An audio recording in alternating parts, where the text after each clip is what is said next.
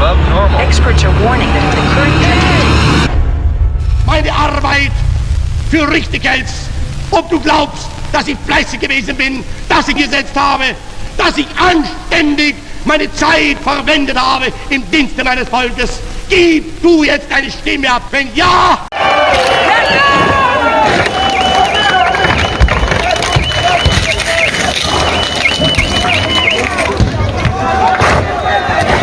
Dann tritt für mich ein, so wie ich für dich eingetreten bin. Wenn ja! Me sentant rempli de pitié pour la donzelle, je lui enseignai de son métier les petites ficelles. Je lui enseignai le moyen de bientôt faire fortune. Y a plus de moralité publique dans notre France. Emmanuel Macron est un pion qui a été mis là pour faire plaisir à ceux qui l'ont fait élire, c'est-à-dire les lobbies et ses petits copains de la franc-maçonnerie. Mais je pense qu'il faut retrouver la notion de base de respect. Ouais, vous avez 15-8 là. Ah. Ils vieillissent plus vite à la rue, oui, bien sûr. Ouais. Le suivi des traitements, des pathologies chroniques est compliqué parce que, d'ailleurs, la preuve, elle n'a pas pris son médicament aujourd'hui. Il faut retrouver le respect normal de base.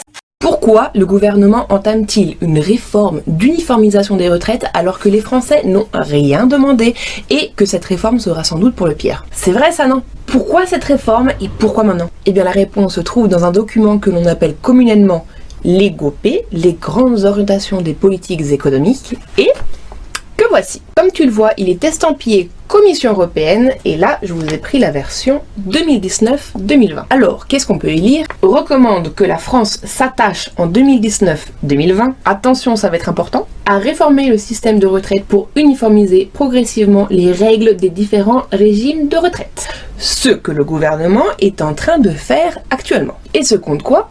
On lit. Quand vous êtes journaliste étranger, que vous arrivez, que vous devez suivre soit un ministre, soit des candidats, même à la présidence de la République, une journée entière, vous êtes dans une bulle. Vous n'êtes plus dans le monde des gens normaux. Vous passez tous les feux rouges, vous êtes en grande vitesse, vous êtes reçu partout, les portes s'ouvrent, vous êtes reçu dans les ministères, des repas très agréables avec des grands vins, etc. Très bien, mais après, vous prenez le métro pour rentrer chez vous et vous mesurez la différence entre ce que vivent les Français au quotidien. Et vous atterrissez dans le métro et vous vous dites, mais je comprends les gens, dans le temps des 30 Glorieuses, que des ministres puissent un petit peu se gaver aux frais de la princesse, excusez-moi d'être un peu colloquial comme ça. Ça n'embêtait personne puisque tout le monde pouvait aller de l'avant, tout le monde pouvait faire sa vie, tout le monde avait des possibilités. Sauf que le général de Gaulle qui gouvernait au temps des 30 Glorieuses, le général de Gaulle ne le faisait pas, et sauf que ça ne passe plus aujourd'hui, même auprès des Français. Il va à la télé avec Monsieur Pujadas, avec sa grosse brosse qui était là.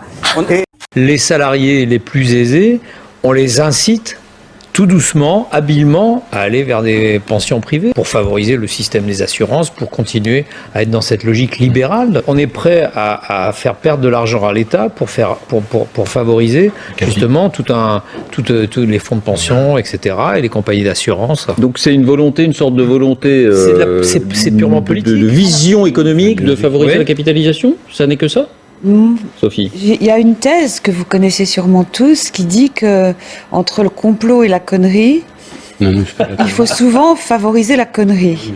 Après tout, ce sont des gens quand même très sérieux qui ont évoqué le complot russe. Effectivement, je pense que tous les jours... il n'est pas question de ne pas en parler. Non, mais je pense que Vladimir Poutine, tous les jours, depuis une bonne dizaine d'années d'ailleurs, se réveille en disant « mais Griveaux, c'est insupportable ». Ça va être le leader du monde occidental et trouvez-moi des stratégies pour l'abattre parce que cet homme est trop puissant, trop intelligent. Entre le complot et la connerie, il faut souvent favoriser la connerie. Que n'importe quel politique officiel puisse avancer cette théorie-là, c'est vraiment prendre les gens pour des cons. Et c'est vraiment indécent en fait. Parce que c'est absolument... Surtout Piotr Pawlenski. Le type s'est cloué les couilles sur la place rouge. Et on ose dire que c'est un agent de Poutine déguisé. C'est absolument indécent. C'est-à-dire qu'au-delà de grotesque, c'est indécent, c'est pas possible. C'est obscène d'oser dire ça et d'essayer de tous ces effets. Et puis après, on a trouvé la parade, c'était l'anonymat. Donc ça y est, tout le monde s'est mis en ordre de marche. Ouais. Mais d'abord, ils ont cherché un peu, ils ont tâtonné, mais qu'on puisse même avancer cette idée. Mais quand on est en responsabilité politique, on peut pas faire ça.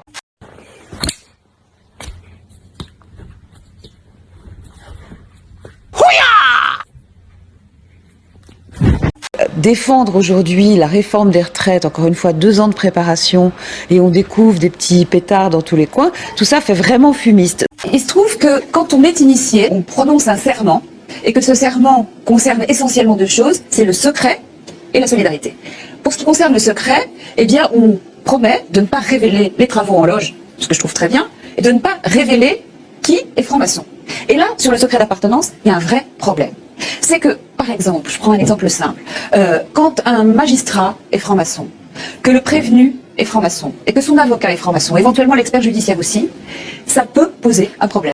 La loi Rebsamen, la loi El Khomri, la loi NOTRe, la réduction du nombre de régions, la baisse des allocations familiales, le gel du SMIC, la hausse de la TVA générale, la suppression de l'ISF, le CICE, la mise en concurrence des taxis, la privatisation des barrages, d'aéroports de Paris, de la Française des Jeux, la baisse de dotation globale de fonctionnement, et j'en passe. Toutes ces réformes avaient été annoncées et ordonnées par ces fameuses GOPÉ. Alors je t'en prie, arrête de penser que notre gouvernement en France décide encore de quoi que ce soit d'important au niveau économique. Je t'en prie, va t'informer sur la nature antidémocratique de ce document, car ce n'est ni la télé, ni les journaux qui sont détenus par une poignée de milliardaires qui vont le faire. C'est impossible. Tous ceux qui rentreront dans le nouveau système, contrairement à l'ancien, ils auront une garantie de retraite minimum. Est-ce que je peux aujourd'hui vous dire l'ensemble du stock, comme on dit, c'est-à-dire tous nos retraités d'aujourd'hui peuvent y rentrer? C'est impossible. C'est possible.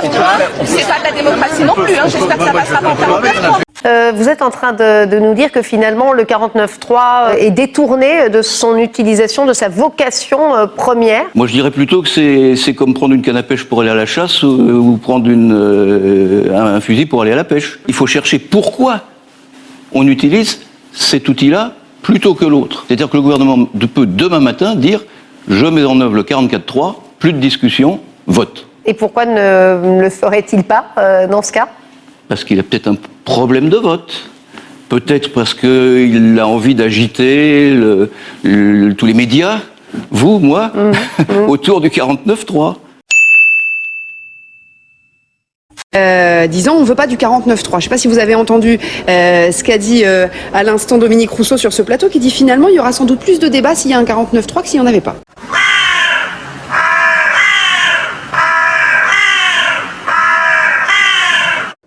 La question est étrangement tournée. Il y aura du débat, il y en a en ce moment même, et on appelle de nos voeux qu'il y ait le plus de débats possible. Le 49.3 étant quelque chose qui est vraiment un repoussoir pour tout parlementaire qui se respecte. Parce que le 49.3, notre invité nous le disait tout à l'heure, ça a effectivement une connotation assez violente de passage en force, mais que finalement, si ça ne sert qu'à... C'est une question que je vous pose, hein, moi j'ai pas d'avis, mais... Moi j'ai pas d'avis, mais... Moi j'ai pas d'avis, mais si ça ne sert qu'à suspendre l'obstruction et du coup à effectivement avoir un vrai débat sur la politique globale du gouvernement, finalement pourquoi pas? Moi j'ai pas d'avis, mais... Finalement, pourquoi pas? Moi, j'ai pas d'avis, mais... Puisque l'un des reproches qui est fait à ce projet de loi, c'est que même s'il y a eu 2 ans de concertation, personne n'en voit le résultat. Moi, j'ai pas d'avis, mais finalement, pourquoi pas? 49.3, on n'oublie pas.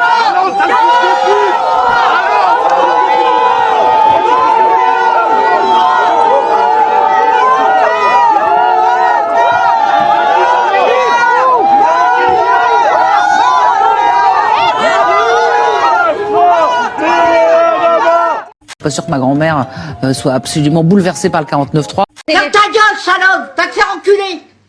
Ça te donnera des couleurs. Peut-être que nous, ça nous... Voilà, mais peut-être que ça passera, que les gens ont déjà acté l'idée. C'est important ce que dit Nathalie Saint-Cric. Est-ce que, au fond, le gouvernement aurait beau jeu de se dire, bon, ça va faire il y aura un peu de débat au sein du Parlement, mais les Français eux-mêmes sont peut-être pressés de tourner la page du débat de la réforme des retraites. Est amélioré comme... Mais un ministre m'a dit cette semaine qu'il pensait qu'au fond, les Français soutiennent ce projet. Voilà, le gouvernement veut aller au bout avant l'été, et quand même, il maintient ce calendrier. Il ne faut pas oublier que parmi les fondateurs de la Troisième République, vous avez Gambetta, Jules Ferry, qui sont les 2 grands noms de la fondation de la Troisième République, et tous les 2 sont francs-maçons. À partir de 1880, les différentes victoires des candidats républicains vont permettre aux francs-maçons d'entrer massivement à la Chambre des députés et au Sénat. Plus d'un tiers des parlementaires est alors franc-maçon. Une partie des sujets de société discutés dans les loges depuis des années vont ainsi devenir des textes de loi de la République.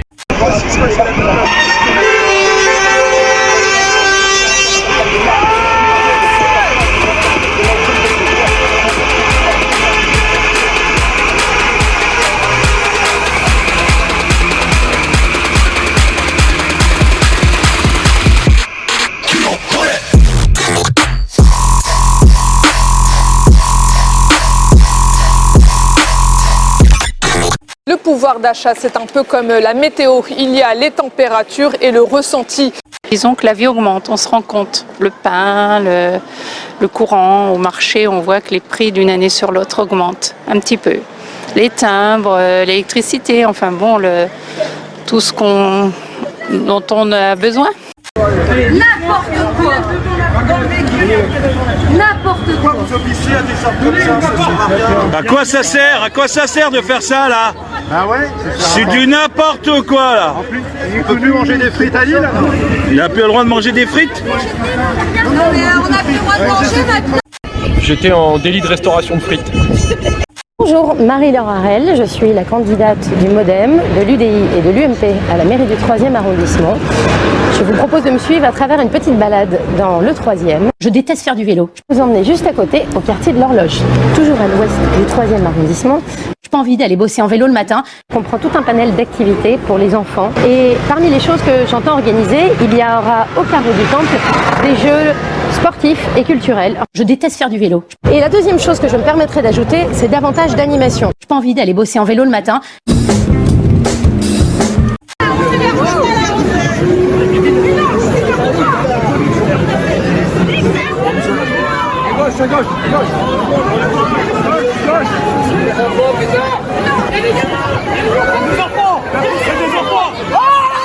Les enfants, merde!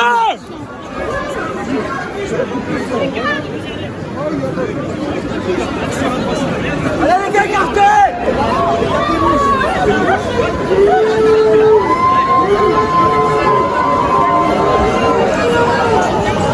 On part plus avec aussi.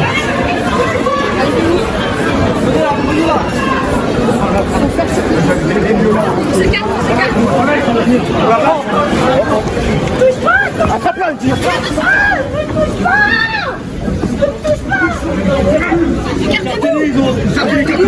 Ligne de protection.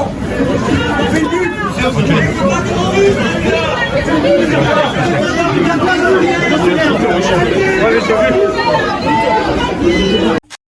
Des grenades de désencerclement. Je vis la guerre tous les samedis. va faire la photo avec ceux-là. Vous arriverez facilement. Mais c'est ça qui se passe dans la rue aujourd'hui. Je vis la guerre, je suis contrôleur de gestion dans la finance et je vis la guerre le samedi, vous vous rendez compte? Il y a des gens qui sont devenus complètement agressifs. Mais ces personnes qui sont agressives, ce sont les policiers. Non, mais nous, des personnes qui sont bien agressives. Mais ils en peuvent plus. Moi je les comprends, ils en peuvent plus, mais nous non plus, on n'en peut plus. Il y a aujourd'hui 20% des actifs qui vont jusqu'à 67 ans, qui sont souvent des femmes et des carrières heurtées. Non, c'est souvent des cadres haut placés qui ne sont pas fatigués. Ce n'est pas vrai. Mais bien sûr que c'est vrai. Non, parce que les cadres... Les ouvriers meurent avant, monsieur. Mais vous avez totalement raison, que c'est pour ça qu'il faut prendre en compte la pénibilité et que je suis favorable à ça. Mais là où vous avez... Pardon, mais les chiffres, moi je les ai regardés près, c'est pas vrai. Moi je vois très bien ceux qui, chez moi, dans mon entreprise, il y a des cadres partent à 67 ans et ceux qui partent et qui rêvent de partir à 62 ans. Vous aviez parlé du RIP à 1 million de signatures. ADP, on a dépassé les 1 million. J'ai dit, madame... Vous allez le faire ou pas? Non, j'ai dit que j'étais ouvert et favorable à un changement de la Constitution pour que ça rentre. La Constitution aujourd'hui, elle n'a pas changé. Alors? Donc je ne vais pas... Attendez, c'est pas nous qui pouvons la faire changer, c'est vous. Non, c'est pas moi tout seul qui peut la faire changer. J'ai besoin de l'Assemblée et du Sénat. Ah bah vous l'avez l'Assemblée, hein. Mais vous voulez passer les choses à l'Assemblée. J'ai besoin d'avoir l'Assemblée et le Sénat pour passer une réforme constitutionnelle. Mais elle passerait celle-ci. Mais je l'espère, en tout cas. Donc on espère qu'il y aura un beau référendum pour ADP. On espère un beau référendum pour ADP. Je l'ai mis dans le gouvernement pour la réforme. Voilà. Et la mise en place du RIC, ce serait bien aussi. Vous parlez de démocratie, soyez vraiment démocratique. Mais la démocratie, vous savez... Ça fait pas on vote une fois tous les 5 ans et on ferme notre bouche pendant 5 ans. Totalement, c'est ça le problème. Non, mais je suis totalement d'accord avec ce que vous dites. Mais si on veut être dans un pays où on a le droit de manifester, de s'exprimer, il faut que ça soit dans le calme et le respect de l'autre. Oui, mais là, tous les gens qui ont été blessés ne sont pas fait interpeller par la police. C'était pas des gens qui... Non, mais pas aller dans la rue et casser. C'est ça le problème. Parce que les gens aussi se sont mis un moment à casser, à attaquer. Non, tous les gens qui se sont fait blesser ne se sont pas fait interpeller après, ils ont rien cassé. Jusqu'à preuve du contraire. Mais parce qu'il y en a qui l'ont été, d'autres non, mais aussi parce qu'ils se sont mis dans ce contexte-là. C'est ça la réalité. Ah oui, donc on va manifester, on doit prendre le risque de se faire blesser. Non, c'est un peu dommage quand même.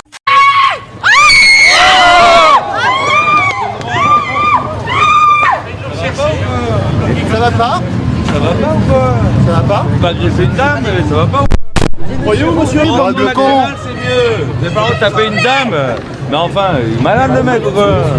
Les femmes, vous n'avez pas honte de parler de toutes les choses que vous faites.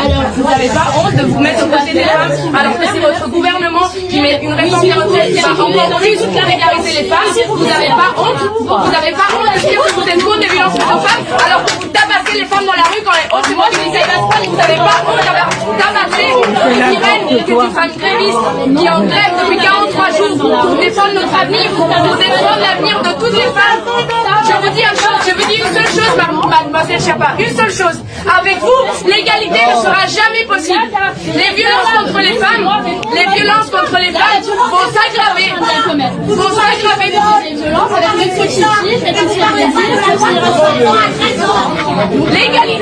L'égalité avec vous, elle ne sera jamais possible. La seule égalité, la seule libération des femmes, elle se fera dans la rue. Elle se fera dans la rue, aux côtés des travailleurs. Aux côtés des travailleurs qui sont 43 jours en grève aujourd'hui pour défendre l'avenir de nous tous et pas l'avenir de vos privilèges. Ça sert à rien tout ça. Non, la découverte d'un bon abruti suffit. Bonjour, bienvenue dans cette nouvelle édition de Ask PPG. Grâce à cet abruti phénoménal, c'est l'humanité tout entière qui a accès à l'infini. Je déteste faire du vélo. De même, l'illumination de l'humanité se fera après la sublimation des abrutis qui nous entourent. C'est en réalité une envie que j'avais toujours parce que je suis profondément parisienne. Je suis née ici, j'y ai élevé mes enfants, j'y ai travaillé, j'y ai enseigné. Voilà, et je connais tous les quartiers de cette ville, peut-être pas tous, mais beaucoup de quartiers de cette ville. J'ai vécu à l'Est, j'ai vécu au Sud, j'ai travaillé au centre de Paris. Et donc, en réalité, je me sens parfaitement en phase avec cette ville et ses difficultés et parfaitement en phase avec les Parisiens.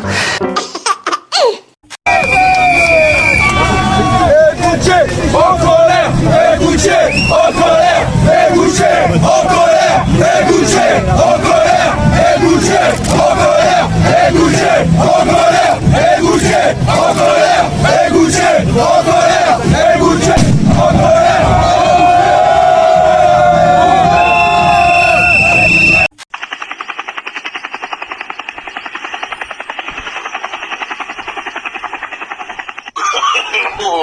non, non. Coming around.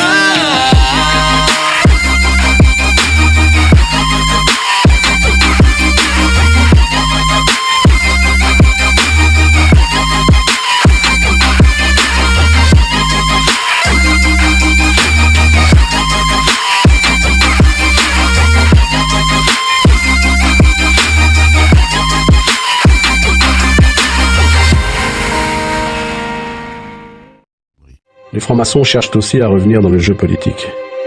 À gauche, Charles Hernu, membre du club des Jacobins, décide d'aider François Mitterrand qui n'a plus ni parti ni tribune. Il y a eu, si vous voulez, dans les années 70, un certain nombre de maçons de gauche qui ne se sont pas satisfaits du Parti socialiste tel qu'il était et qui ont constitué des clubs ou des formations politiques comme la Convention des institutions républicaines, parce qu'ils avaient le sentiment que celui qui répondait le mieux à leurs aspirations philosophiques, maçonniques, politiques, à leur sensibilité, etc., c'était François Mitterrand, et qu'ils ont voulu l'aider à accéder au pouvoir. Pour les francs-maçons qui l'ont soutenu, c'est un retour en grâce.